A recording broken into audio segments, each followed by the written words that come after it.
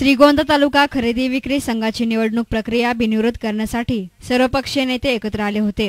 कोणत्या नेत्याच्या समर्थकाला किती जागा द्यायच्या यावर सहमती न झाल्याने निवडणूक झाली। मतदान प्रक्रिया काल पार पडली। यामध्ये सेवा संस्थांचे 93 मतदार होते। सर्वसाधारण जागेसाठी 2174 मतदारांपैकी 1321 मतदारांनी मतदान केलं। रात्री उशिरा सर्व जागांचे निकाल जाहीर झाले।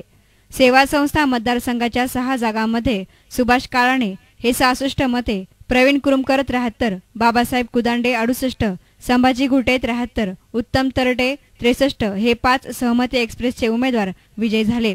घनश्याम शेलार समर्थक अपक्ष प्रकाश निभोरे हे 72 मते मिळवून विजयी झाले। सहमती एक्सप्रेसचे सुरेश भापकर यांना केवळ 49 मते मिळाल्याने त्यांना पराभवाला सामोरं जावं लागलं। अपक्ष उमेदवार सीताराम जगताप यांना केवळ 42 मते मिळाली। इतर मागास प्रवर्गात सहमती एक्सप्रेसचे एकनाथ आळेकर हे 974 मते मिळवून विजयी झाले। अपक्ष उमेदवार नंदकुमार कोकाटे यांना 425 मते मिळाल्याने त्यांना पराभवाला सामोरे जावे लागले।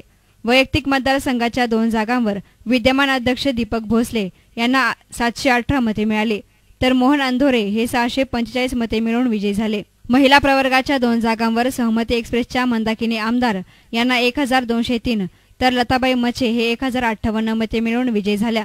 अनुसूचित जाती जमाती मतदारसंघात नंदकुमार ताडे 1317 मते मिळवित विजयी झाले।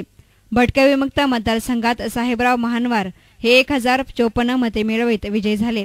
एकूण 13 पैकी माजी मंत्री बबनराव पाचपुते, आमदार राहुल जगताप, राज्य साखर संघाचे अध्यक्ष शिवाजीराव नागवडे यांच्या सहमती एक्सप्रेसला 13 पैकी 10 जागा मिळाल्या, तर 3 ठिकाणी अपक्षांनी बाजी मारली। मतमोजणी दरम्यान नागवडे कारखान्याचे अध्यक्ष राजेंद्र नागवडे, बाबासाहेब बोस, दत्तात्रय पानसरे, प्राध्यापक तुकाराम दरेकर आदी हजर होते। News reporter Sujit Gaikwad, S9 media, Shrigonda.